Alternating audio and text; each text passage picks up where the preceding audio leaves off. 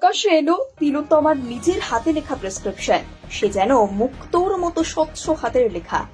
বুনেছিল এক রাশ স্বপ্ন, যা হারিয়ে গেল এক নিমেষে।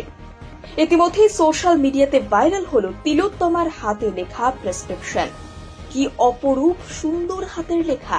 একজন সোশ্যাল মিডিয়ায় প্রকাশ করেছেন তার এই প্রেসক্রিপশন, যেখানে ডাক্তারদের হাতের লেখা বুঝতে সকলের প্রায় কালঘাম ছুটে যায়, সেখানে এই তিলোত্তমার মুক্তোর মতো পরিষ্কার হাতের লেখা সত্যি অবাক করে দেয়। সেই মেয়ের চোখে ছিল এক রাশ স্বপ্ন। তিলোত্তমার বাবা জানিয়েছেন তার মেয়ে অত্যন্ত মেধাবিনী ছিলেন। দিনে 10 থেকে 12 ঘন্টা পড়াশোনা করতেন। প্রায় সারাক্ষণই বইয়ে ডুবে থাকতেন। নিজের স্বপ্ন পূরণে কঠোর পরিশ্রম করেছেন তিনি। গোল্ড মেডেলিস্ট হতে চাই, স্নাতকোত্তর পরীক্ষায় প্রথম হতে চাই।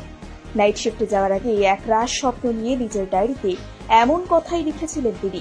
তবে সেই অভিশপ্ত রাত তার জীবন কেড়ে নিল, সাথে ধুলোয় মিশে গেল তার স্বপ্ন।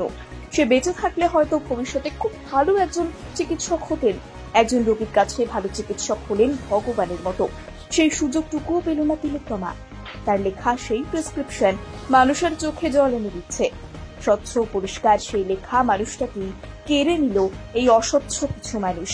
চলে গেল না ফেরার দেশে, আর ফিরে পাওয়া যাবে না এই চিকিৎসককে। যারা ক্ষেত থেকে যায় সকলের মনেই। অনেক কষ্ট করে বাবা মা মানুষ করেছিলেন তাকে। সেলাই করে মেয়েকে পড়াশুনো শিখিয়েছেন, তবুও হার মানতে চাননি তিলোত্তমা। তাই গোটা দেশ চাইছে তার বিচার, তদন্তের সুবিচার চাইছে সকলেই। প্রকাশ্যে এলো তিলোত্তমার নিজের হাতে লেখা প্রেসক্রিপশন। সে যেন মুক্তোর মতো স্বচ্ছ হাতের লেখা। বুনেছিল এক রাশ স্বপ্ন, যা হারিয়ে গেল এক নিমেষে। ইতিমধ্যেই সোশ্যাল মিডিয়াতে ভাইরাল হলো তিলোত্তমার হাতে লেখা প্রেসক্রিপশন। কি অপরূপ সুন্দর হাতের লেখা! একজন সোশ্যাল মিডিয়ায় প্রকাশ করেছেন তার এই প্রেসক্রিপশন, যেখানে ডাক্তারদের হাতের লেখা বুঝতে সকলের প্রায় কালঘাম ছুটে যায়, সেখানে এই তিলোত্তমার মুক্তোর মতো পরিষ্কার হাতের লেখা সত্যি অবাক করে দেয়। সেই মেয়ের চোখে ছিল এক রাশ স্বপ্ন। তিলোত্তমার বাবা জানিয়েছেন তার মেয়ে অত্যন্ত মেধাবিনী ছিলেন। দিনে 10 থেকে 12 ঘন্টা পড়াশোনা করতেন। প্রায় সারাক্ষণই বইয়ে ডুবে থাকতেন। নিজের স্বপ্ন পূরণে কঠোর পরিশ্রম করেছেন তিনি। গোল্ড মেডেলিস্ট হতে চাই, স্নাতকোত্তর পরীক্ষায় প্রথম হতে চাই। নাইট শিফটে যাওয়ার আগে এক রাশ স্বপ্ন নিয়ে নিজের ডায়েরিতে এমন কথাই লিখেছিলেন তিনি।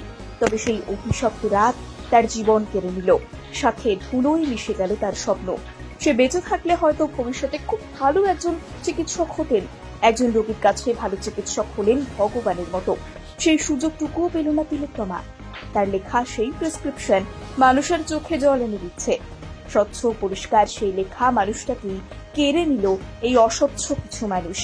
চলে গেল না ফেরার দেশে, আর ফিরে পাওয়া যাবে না এই চিকিৎসককে।